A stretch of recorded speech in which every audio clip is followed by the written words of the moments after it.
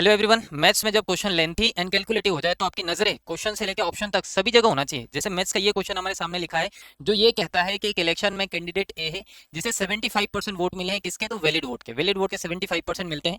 आगे कहा गया है कि इलेक्शन में 15% जो वोट है वो कैसे डिक्लेयर कर दिए गए, तो वो डिक्लेयर कर दिए गए सर इनवैलिड। और ये बोला गया कि टोटल नंबर ऑफ वोट जो है वो कितने हमारे पास, तो वो है 5,60,000 है। तो आपसे पूछा गया है कि ये बताओ कि जो पर्सन ए है उसके फेवर में कितने वोट हुए होंगे। तो हमें पता है सर परसेंटेज से अगर हम इलेक्शन वाले क्वेश्चन सोल्व करते हैं, टोटल वोट अगर मुझे निकालना है कि ए को कितने मिले होंगे, तो हम निकालेंगे सर। देखो टोटल वोट है हमारे सामने 5,60,000। दूसरा देखो इसमें से 15% इनवैलिड हो गया, मतलब बचे कितने, तो आप बोलोगे सर 85% बच गए हैं। अब ये जो आपके पास वैलिड वोट है इसमें से पर्सन ए को कितने मिले, 75%। तो मैंने बोल दिया सर ये 75% हो गए।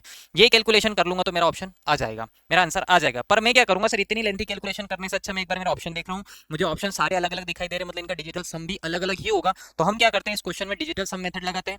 डिजिटल सम का मतलब होता है जितने भी यूनिट है उनका सम करने पे एक सिंगल डिजिट में आपको आंसर लेके आना है। जैसे 6 और 5 कितना होता है, 11। तो 11 का डिजिटल सम कितना हो जाएगा, 2। 1 और 1 2 होगा।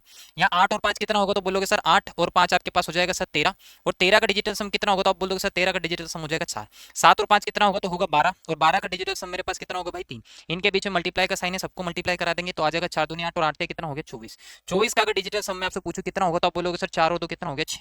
मैं बोल रहा हूँ इस कैलकुलेशन का अगर डिजिटल सम 6 है तो मेरा वही ऑप्शन राइट होगा जिसका डिजिटल सम कितना हो जाए, 6 हो जाए। चलो देख लेते हैं। यहाँ देखेंगे तो ये 5 और 3 8 हो गया। 8 और 7 कितना हो गया, तो आप बोलोगे सर 8 और 7 15 हो रहा है। 15 का डिजिटल सम कितना है, 6। तो मेरा ऑप्शन फर्स्ट ही आंसर होगा। बट डिजिटल सम जो है ना, या आपके ऑप्शन को एलिमिनेट करने की प्रोसेस है, इसका मतलब आपको सारे ऑप्शन चेक करना पड़ेगा कहीं और 6 तो नहीं आ रहा है। अगर ऐसा हो रहा है तो फिर आप डिजिटल सम नहीं लगा पाओगे। मैंने आपको बता दिया सारे डिजिट आपको अलग अलग दिख रहे हैं, मतलब डिजिटल सम भी अलग अलग होगा। एक बार चेक कर लेते हैं। जैसे यहाँ देखोगे 5 और 3 8 और 8 कितना हो गया, 16।